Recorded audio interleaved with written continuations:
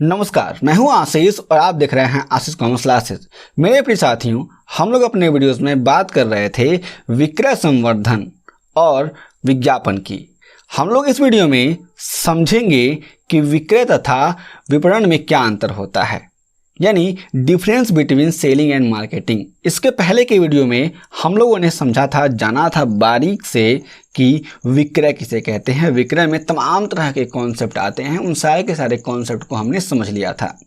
आज हम लोग इन दोनों के बीच के अंतर को समझते हैं। हमने पहले समझा हुआ है कि विक्रय क्या होता है और मैंने एक सेपरेट वीडियो में विस्तार से व्हाइट बोर्ड पर आप सभी को समझाया हुआ है कि मार्केटिंग यानी विपणन किसे कहते हैं।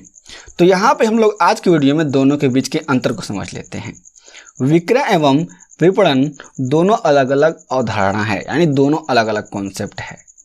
ध्यान रखेंगे आप लोग कि विक्रय का मतलब कुछ और होता है और विपणन यानी मार्केटिंग का मतलब कुछ और होता है।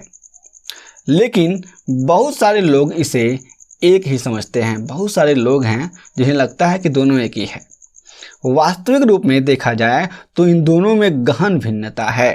अगर आप लोग वास्तविक रूप में अगर करेंगे विश्लेषण यानी एनालिसिस करेंगे तो आपको समझ में आएगा कि ये जो विक्रय और विपणन है ना, दोनों में बहुत अंतर है। गहनता से आप लोग देखेंगे भिन्नता मिलेगी, क्योंकि विपणन का अर्थ विस्तृत है और विक्रय का सूक्ष्म। जो भी मार्केटिंग है ना, वो क्या करता है, वृहद स्थान घेरता है। यानी मार्केटिंग में बहुत सारी चीज़ें आ जाती हैं। यानी किसी भी सामान को बेचा वो क्या हो जाएगा, नॉर्मल टर्म्स में विक्रय कहा जाएगा, सेलिंग कहा जाएगा। और मार्केटिंग के बारे में मैंने आप सभी को बताया हुआ है कि प्लानिंग बनाने से लेकर के जो भी कस्टमर को सर्विस दी जाती है, आफ्टर सेल्स सर्विसेज, वहाँ तक के पूरे कॉन्सेप्ट को कवर किया जाता है मार्केटिंग के अंदर। इसके साथ ही साथ विपणन में विक्रय भी शामिल होता है और जो भी विक्रय है वह शामिल होता है किसमें, विपणन में यानी मार्केटिंग में। कहने का मतलब है कि मार्केटिंग में सेलिंग इंक्लूड होता है। संक्षिप्त रूप में दोनों के बीच के अंतर को इस प्रकार से समझा जा सकता है। अब हम लोग समझ लेते हैं one by one, point two point. Exam में आपको ऐसे ही लिखना है। पहला, क्षेत्र यानी स्कोप के बारे में बात की जाती है। विक्रय का क्षेत्र संकुचित है यानी छोटा है। जब विक्रय की बात की जाती है तो इसमें केवल विक्रय को ही शामिल किया जाता है, लेकिन विपणन के साथ ऐसा नहीं है। हम लोग जब विक्रय की बात करेंगे तो इसमें केवल विक्रय ही आएगा, लेकिन विपणन में ऐसा नहीं होता है, मार्केटिंग में ऐसा नहीं होता है। क्योंकि विपणन का क्षेत्र व्यापक होता है, व्यापक है, बड़ा है, बृहद है, जिसको मैंने पहले बताया हुआ है। इसमें विक्रय को भी शामिल किया जाता है। इसको आप लोग समझेंगे कि भाई साहब मार्केटिंग में सेलिंग इंक्लूड होता है। इसके साथ साथ विपणन में न केवल विक्रय बल्कि उत्पादन से पूर्व की क्रियाएं, उत्पादन क्रियाएं व विक्रय के बाद की क्रियाएं भी शामिल की जाती हैं, जो मार्केटिंग है उसमें, यानी जो विपणन है उसमें। तो यहाँ पर स्कोप के आधार पर आप लोगों ने समझ लिया दोनों का अंतर क्या होता है, यानी क्षेत्र के आधार पर।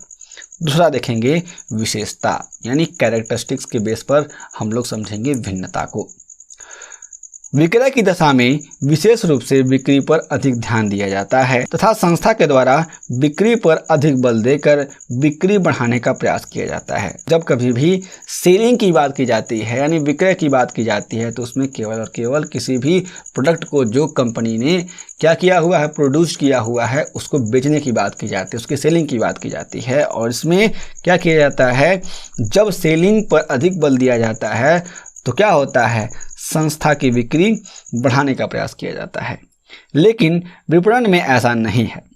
विपणन की दशा में संस्था के द्वारा उपभोक्ता संतुष्टि पर अधिक जोर दिया जाता है। और जब कभी भी मार्केटिंग की बात की जाती है तो यहाँ पर जो भी कस्टमर सेटिस्फैक्शन है, भाई साहब जो कस्टमर ने हमारे प्रोडक्ट को खरीदा, उस प्रोडक्ट को यूज करने के बाद से उसे कितनी संतुष्टि मिली, क्या कस्टमर ने जो प्रोडक्ट हमारे वहां से खरीदा हुआ है उसके परिप्रेक्ष्य में संतुष्ट है कि नहीं है, तो कस्टमर का फीडबैक भी लिया जाता है।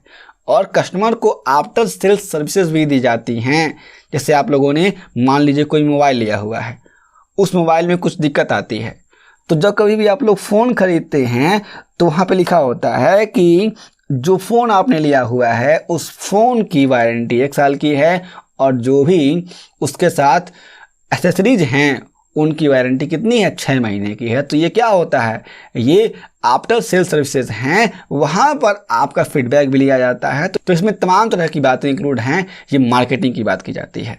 इसके लिए उपभोक्ता को विक्रय के बाद की सेवा यानी आफ्टर सेल सर्विसेज भी प्रदान की जाती है, जिसमें गारंटी सेवा भी शामिल है। इस बात को आप लोग ध्यान रखेंगे, समझेंगे। तीसरा है उद्देश्य यानी ऑब्जेक्टिव के बेस पर दोनों के बीच में डिफरेंस क्या होता है। विक्रय का मूल उद्देश्य लाभ कमाना होता है, अर्थात विक्रय के समय यह देखा जाता है कि व्यवसाय के द्वारा वस्तु को लागत से अधिक कीमत पर बेचा जाए। भाई साहब आप लोग ध्यान देखेंगे ना, भाई साहब आप लोग ध्यान देंगे कि अगर विक्रय की बात की जाती है तो कोई भी कंपनी ये ध्यान रखती है कि जो भी कॉस्ट लगा है उस कॉस्ट से ज़्यादा वैल्यू पर सेलिंग प्राइस होना चाहिए किसी भी प्रोडक्ट का। लेकिन अगर विपणन की बात की जाती है तो मार्केटिंग की बात की जाती है, तब क्या होता है। लेकिन विपणन का उद्देश्य इससे भिन्न है।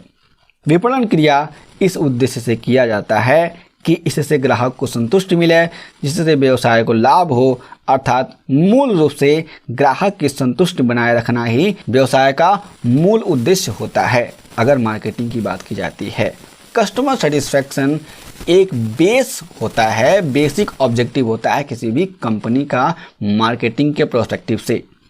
आगे बात करते हैं प्रारंभिक कार्यों के बारे में। विक्रय की बात की जाए तो विक्रय का कार्यक्षेत्र कारखाने से प्रारंभ होता है, अर्थात उत्पादन के बाद ही विक्रय हो सकता है। लेकिन विपणन का प्रारंभ बाजार से होता है, यानी बाजार की आवश्यकताओं या मांग के अनुरूप ही उत्पादन होता है। पहले हम लोग देखते हैं कि भाई साहब मार्केटिंग हम लोग कर रहे हैं तो डिमांड क्या है, डिमांड को देखेंगे तब प्रोडक्शन होगा, प्लानिंग होगी, तब ना उसके बाद से जा कर के सेलिंग होगा। इस बात को आप लोग ध्यान रखेंगे। अंतिम है 5वां, इसमें कहा जाता है अंतिम कार्य कौन सा होता है। विक्रय को अंतिम कार्य के रूप में माना जाता है, जबकि विपणन हमेशा ही क्रियाशील बना रहता है, अर्थात विक्रय के बाद भी विपणन हमेशा चलता रहता है। इस बात को आप लोग ध्यान रखेंगे, समझेंगे और जानेंगे। मेरे प्रिय साथियों, हमने आज की वीडियो में समझा कि विक्रय तथा विपणन में क्या अंतर होता है। यदि आपके पास और कोई प्रश्न है तो उन सारे के सारे प्रश्नों को हमें जरूर बताएं। आपके सभी प्रश्नों का उत्तर हम लोग जरूर देंगे। हम फिर से मिलेंगे एक नए वीडियो के साथ, तब तक के लिए जय हिंद।